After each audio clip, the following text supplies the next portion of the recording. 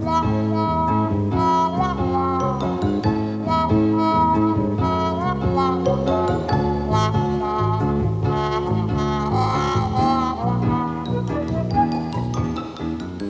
Muppet Babies live in a nursery in a house on a street that is a lot like yours, but they can travel anywhere, anytime, using a special power, the power of the imagination. Can you imagine what it would be like to go with them? Join the Muppet Babies on this adventure and find out.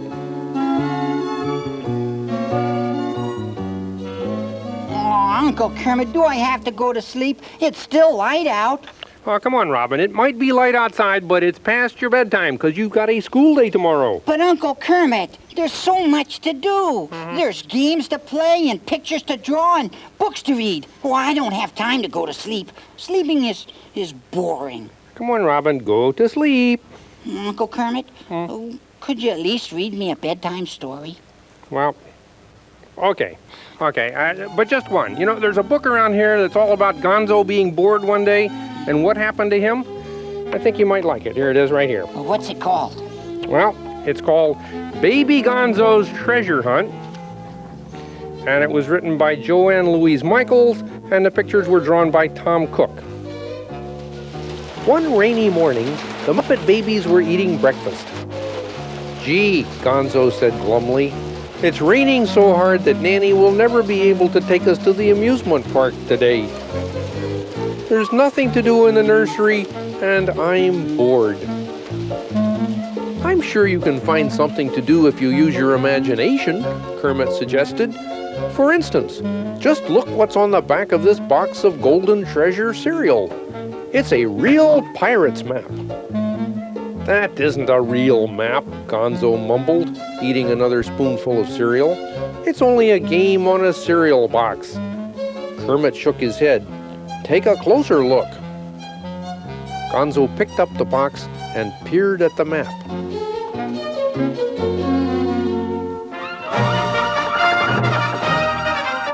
As he studied the map, Gonzo felt the floor moving beneath his feet. When he looked up, he was no longer in the nursery. He was on the deck of a huge pirate ship anchored off a tropical island.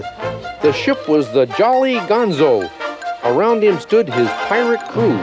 They were all pointing at the map in Captain Gonzo's hands.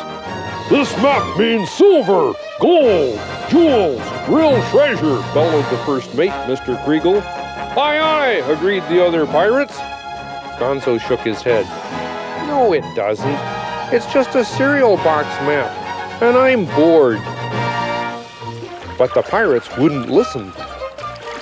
This is no time to be bored, shouted Mr. Kriegel. We found a treasure map. It's a pirate's duty to hunt for buried treasure. Well, if you say so, Gonzo shrugged his shoulders. The pirates all climbed into their longboat and rowed to shore. It says here, said Mr. Kriegel, looking at the map, that we first have to cross the oozy-fanoozy swamp to get to the treasure. Oh, looks pretty tame to me, Gonzo yawned. Before they all safely reached the other side of the swamp, Gold-Toothed Dan got stuck in quicksand, Pee-wee was nearly carried off by a giant pink flamingo, and a crocodile tried to take a bite out of Pegleg's peg leg. I haven't had a crossing like that since the time a shark snatched Blackbeard's hat, roared Mr. Kriegel. We chased that fish halfway across the Pacific Ocean to get it back. Gonzo nodded his head. He couldn't say a word. He was still out of breath from his race with the crocodile. Now the treasure map says we've got to climb to the top of Mount Neverest, Mr. Kriegel declared. Some mountains can be boring, said Gonzo, but he had a strong hunch this one wouldn't be. During the climb, 3 of the pirates almost fell off a cliff. Cutlass Kirk had a shouting match with a big brown bear, and Cross-Eyed Jack began an avalanche when he stubbed his toe on a boulder. I haven't made a climb like this since we escaped over the Andes Mountains, chased by a band of wild mountain goats, Mr. Kriegel told Gonzo. Those goats were fierce. Wow, said Gonzo, dusting himself off. That was some climb. Oh, what's going to happen next, Uncle Kermit? Huh? What's going to happen next? Well, Robin, your guess is as good as mine. I will read on. Next, the map led them to the wide and dangerous Slamazon River. Captain Gonzo and the pirates built a sturdy raft and set off across the water. But the churning rapids caught them and whirled them downstream. The next thing they knew, they were going over a 50-foot waterfall. 4 of the pirates were swept overboard. At least they're all good swimmers, Mr. Kriegel observed as he helped the last of the pirates back onto the raft. Shiver me timbers, Gonzo yelled. This is really exciting. Finally, the pirates got to a sandy beach. Here, Mr. Kriegel shouted. We're supposed to dig for the treasure at the X. All the pirates started to dig, with Captain Gonzo working the hardest. Buried treasure, he thought as he dug. This is turning out to be one of the most amazing days ever. Clunk! I think I've hit something, Captain Gonzo yelled. Dig faster! Before you could say yo-ho-ho, the pirates had dug up an old treasure chest. I wonder what's inside, whispered Mr. Kriegel. Gold? Doubloons? Jewels? It could be the richest treasure in the world. I haven't seen a decent treasure since we dug up Blackbeard's mother's best silverware. Open it! Cried the pirates. Captain Gonzo took a deep breath and lifted the top of the chest. All the pirates peered inside. Ah! Sighed Mr. Kriegel. It is the richest treasure in the world, next to Blackbeard's mother's best silverware. Gonzo stared into the chest. What are you talking about? He asked in amazement. The only thing in here is golden treasure cereal. That's right, cheered Mr. Kriegel. We're hungry. We just hiked through a swamp and were chased by a crocodile and climbed a mountain and almost got eaten by a big brown bear. We rode a raft over a raging waterfall and dug up a pirate treasure, and we never stopped for breakfast. Meanwhile, the other pirates were already taking out their spoons and bowls. Gonzo watched as the pirates began to eat. He soon realized that he too was feeling very hungry. After all, he thought, I never finished my breakfast. Do you have an extra bowl? He asked Mr. Kriegel. Back in the nursery, Gonzo was finishing his cereal. Zowie, Kermit, he said. You were right. I just had the greatest pirate adventure ever. I hiked through a swamp and was chased by a crocodile and climbed a mountain and almost got eaten by a big brown bear. And then I rode a raft over a raging waterfall and dug up a pirate treasure. Not bad for a rainy morning, Kermit agreed. And you thought you were going to be bored. Bored? Gonzo swallowed his last spoonful. No way! Now that I've finished breakfast, I'm ready for another adventure. Would anyone like to join me? Oh, I would. Hey, let's go look for buried treasure, Uncle Kermit. Well, you know, something tells me that this wasn't a book to read to you at bedtime, Robin. Aren't you the least bit sleepy? Well, not really. Why don't you read me another one? Maybe then I'll get sleepier. Okay, but just one, all right? Now, let's see. What do we have here? I don't know. What? Well, let's see. This book is called Baby Piggy's Night at the Ball. It's all about something that Piggy learned about friendship when she was little. And it was written by Louise Gickall, and the pictures are by Lauren Attinello. There we go. Baby Piggy was planning a wonderful costume ball. It was time to invite the guests. Kermit, would you like to come to the ball? Baby Piggy asked, smiling sweetly. All the dolls will be there, and we will have a wonderful time. There will be music and dancing, and there will be lemonade and the cupcakes with chocolate and vanilla frosting that Nanny just made. Then there will be prizes for the best costumes. I know we could win." "Gee, Piggy," answered Kermit, "I promised to play pirates with Fozzie. Maybe another time." "I'm not doing anything," Gonzo piped up. "May I come?" "No way, Bluebeak," Piggy sniffed. "You'd only get your nose into everything and make a mess. I'm afraid you're not wanted at the ball." Piggy took all her dolls down from the shelf. There were baby dolls and tin soldiers. There were dolls that talked and dolls that walked. There were Piggy's two favorites, Esmeralda and Giselle. And then there was Oliver, a funny, floppy, stuffed clown.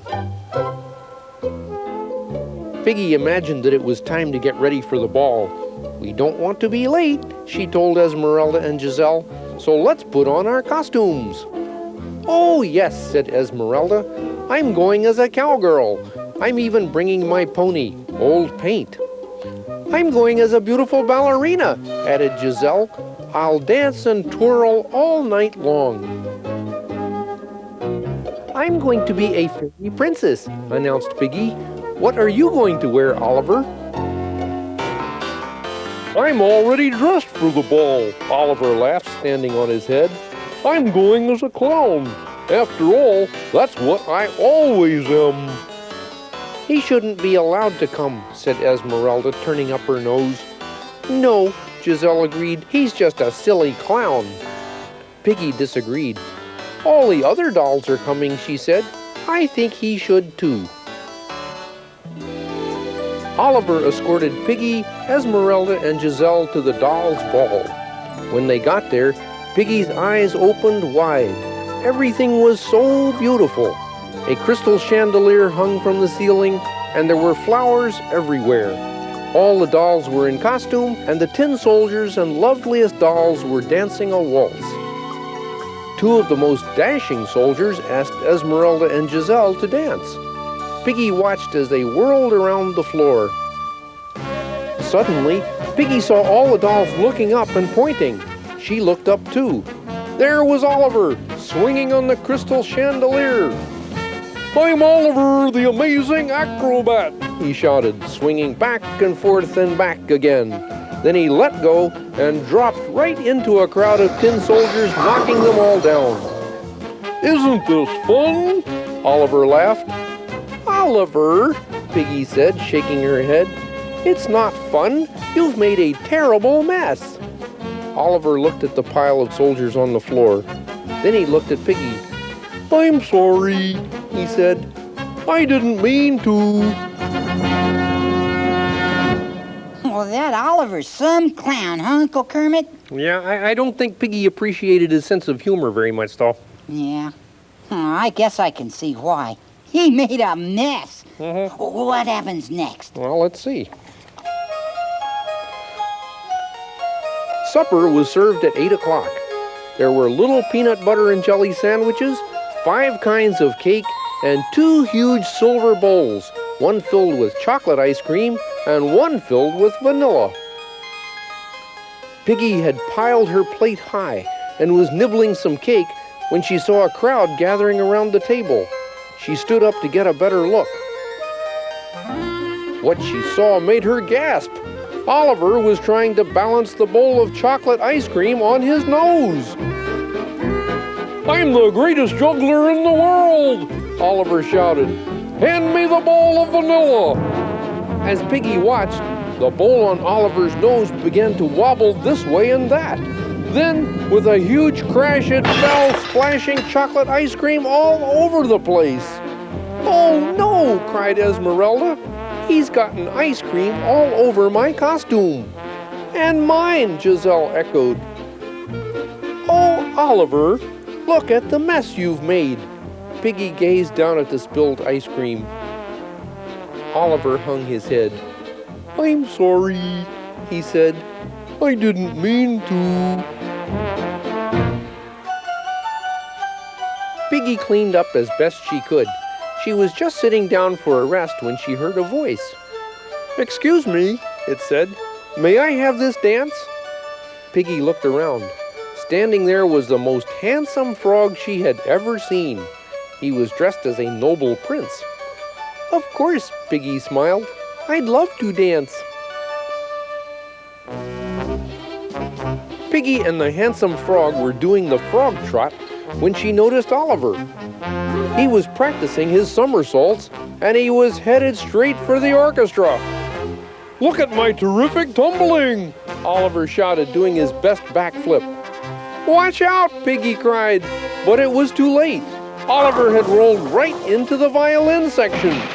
Strings twanged, music stands fell every which way, and the instruments crashed to the floor. "He's spoiling the whole ball," Giselle said, stamping her foot. "You're right," Piggy agreed. She turned angrily to Oliver. "Why don't you go home?" Piggy demanded. "You don't belong at my ball. You've made a mess of everything." Oliver just stood there. Slowly a tear trickled down his cheek. One tear became many more. "I'm sorry. I didn't mean to," he whispered. Piggy saw Oliver crying. Suddenly the mess he made didn't seem very important. "Don't worry," she said gently. "It doesn't matter. We'll clean everything up. You're my friend, and that's the only thing that counts." Piggy put her arms around Oliver and hugged him tight. When baby Piggy looked up, she was back in the nursery. There was Gonzo standing by himself. Piggy remembered what she had said to him when he asked to come to the ball. "Gonzo," said Piggy, "the costume ball is still going on, and I was wondering if you'd like to come after all." "Wow, yes," Gonzo grinned. "Thanks, I can wear my new space helmet." He brushed off his shoes and gave his helmet a quick polish. Piggy and Gonzo were having some more refreshments at the ball when it came time to award prizes for the best costumes. "The winners for the best costumes are," announced the handsome frog prince. "Oh, I hope I win," Piggy wished. "The fairy princess and the weird spaceman with her," finished the frog. We won, shouted Gonzo, jumping up and down with excitement. Piggy and Gonzo were crowned king and queen of the costume ball. Oliver, the clown, clapped harder than anyone. Then Gonzo led Piggy out to the middle of the floor for a dance. Gonzo was trying out his super-duper loop-de-looper twirl when he landed on Piggy's toes. "I'm sorry," he said, blushing. "I didn't mean to." "That's all right, Gonzo," said Piggy. "It doesn't matter." Piggy glanced over at Oliver. He was sitting quietly in a chair, but Piggy was sure she saw him smile and wink. Gee, I'm glad Piggy invited Gonzo to the ball after all. Hey, Uncle Kermit, want to dance? "Robin, it's time for you to go to sleep." Aw, Uncle Kermit, sleeping's just a waste of time. You know, Robin, I used to think that same sort of thing, but I changed my mind, and there's a book somewhere around here that's all about why I did. Wait a second. Oh, gonna read it to me? Yeah, it's called Good Night, Sir Kermit, and it's written by Michaela Muntean, and the pictures are by Sue Venning. But this is the last book I read to you, and afterward you got to promise to go to sleep. Okay, Uncle Kermit, I promise. Okay, here we go. It was a summer evening, the kind when bedtime arrives before it is dark. "I don't like having to go to bed while it's still light outside," Kermit sighed. "We could be playing in the park." "Try playing with your toes," Gonzo suggested. "That always makes me sleepy." "Sleep is a waste of time," Kermit decided. "When I grow up, I'm going to stay up as late as I want and do all kinds of exciting things. I may never go to sleep." Then he reached out and took a big storybook from the nursery bookshelf. The storybook was filled with pictures of knights in shining armor and fire-breathing dragons and huge castles surrounded by moats. I bet the babies who lived back then had exciting lives, said Kermit. They probably stayed up all night fighting dragons and having fun. Kermit studied a picture of a gray stone castle. It must have been great to live in a place like this, he thought. You would never run out of rooms to explore. I wonder what's behind the castle. I wish I could see. Suddenly, Kermit was no longer looking at a picture. He was peeking around the corner of a real castle. A castle just like the one in his storybook. Now he could see that behind the castle was a beautiful garden. In the middle of the garden was a pond filled with lily pads, and on one of the lily pads, a frog, who was just about his own size, lay sleeping. That frog looks familiar, Kermit thought, and he jumped into the pond to have a better look.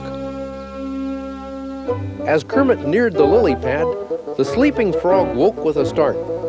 "Who goes there?" he cried. Then he saw Kermit and shrugged his shoulders. "Never mind," he mumbled sleepily. "I thought you were the dragon." "You must have been dreaming," Kermit laughed. "Dragons aren't real. They're only in storybooks." "Of course they're real," the other frog answered. "They're just as real as I am, and I am Sir Dancelot, Knight of the Pond Table." "My name is Kermit," said Kermit, "but I'm not a knight. I'm just plain old Kermit." "You're lucky," Sir Dancelot sighed, "because if you were me, you would have to fight the dragon today." "Are you afraid?" Kermit asked. "No, I'm exhausted," Dancelot moaned. "I stayed up all night dancing. Dancing is my favorite thing to do. But if I had been a good knight, I would have gotten a good night's sleep. Now I'm really in trouble." Sir Dancelot then told Kermit his sad tale. A fire-breathing dragon had charged into the nearby town, demanding to marry the lovely Princess Pigdolin. Dancelot was in love with Pigdolin and had challenged the dragon to a duel. Whoever would fight the longest would win the beautiful princess. Whoever got tired and stopped would lose. "But I've had so little sleep," wailed Dancelot. "I can barely stand up, let alone fight." Kermit felt terribly sorry for the exhausted knight and wanted to help. "What if I fight the dragon for you?" he suggested. "I'm wide awake." "Oh, thank you," said the grateful knight, shaking Kermit's hand. "My armor and horse are behind that big rock. Be sure to wake me up when it's over. And good luck." Kermit was so excited he could hardly put on the armor. He clinked and clanked around a bit, but he finally got it right and climbed on the horse. Then he headed toward town. Kermit arrived to find a large crowd gathered to watch the duel. He rode closer until he had a good view of the dragon's huge golden eyes and glistening golden green scales. The dragon looked strong, as though he could fight for a long, long time. "Dancelot, my hero!" Princess Pigdolin was calling. "You must save me from this monster. He has been running around breathing fire and smoke all night, waiting for you." "So, the dragon has been up all night too, has he?" murmured Kermit as he took his position in front of the huge monster. "That gives me an idea." When the duel began, Kermit tried to remember every lullaby he had ever heard. He sang them to the dragon one by one. He sang "Rock-a-bye Dragon," he sang "Go to Sleep, Little Dragon," and "Dream, Sweet Dragon, Dreams." Slowly, the dragon's eyes began to close. He sank to his knees, then stretched out on the ground. Soon, he was sound asleep. Oh, gee, that was smart, Uncle Kermit. You put the dragon to sleep. Yes, if I could only do the same for you, Robin. Keep reading, Uncle Kermit. Keep reading. Of course. "Hip hooray! Long live Sir Dancelot!" cheered the crowd. They cheered softly so as not to wake the dragon.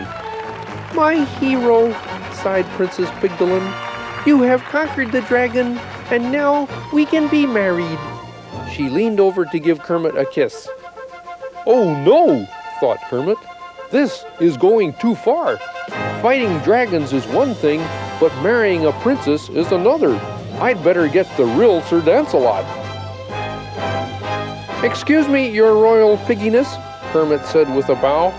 "I fear I have forgotten something very important. I will return shortly." Kermit rode to the garden as quickly as he could. The real Frog Knight was waking up just as he arrived. "Hurry," said Kermit as he took off the armor and handed it to Lancelot. "Put yourself into this tin suit. We've got to get you back so you can marry the princess." As they galloped along, Kermit told Lancelot everything that had happened. "And if I were really you," Kermit said at the end of the story, "I would find something useful for that dragon to do when he wakes up." The preparations for the wedding feast were well underway when the dragon finally awakened. He was very disappointed to find out that he had lost both the duel and the princess. "Sigh, sigh, sigh," breathed the dragon, and every time he sighed, a flame flickered out of his mouth. "Look!" exclaimed Princess Pigdolin in amazement. "He's roasting all the marshmallows with his fiery breath." Kermit and Lancelot stared at the dragon, and then at each other. They both had the same idea. "How would you like a job as royal chef?" Sir Lancelot asked the dragon. The dragon was delighted because he loved to cook. His first job, of course, was to finish the wedding feast. He stewed tomatoes for tomato soup, he grilled the grilled cheese sandwiches, and he melted chocolate for hot fudge sundaes a la dragon.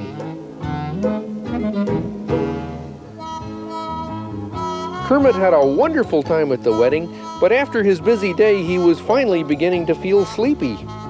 Lancelot thanked Kermit for everything he had done. Then he asked him to kneel.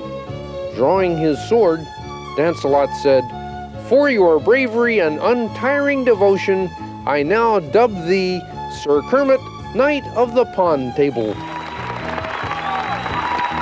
Kermit looked up, but he did not see Sir Lancelot. Instead, he saw Nanny, who was tucking him into his own little crib. "Good night, Kermit," she said. "Yes, Nanny," Kermit murmured sleepily. "I guess I am a good knight. And like all good knights, I'm ready for a good night's sleep." So, you see, Robin, if you danced all night, you couldn't fight dragons and win princesses. Robin? Good night, Sir Robin.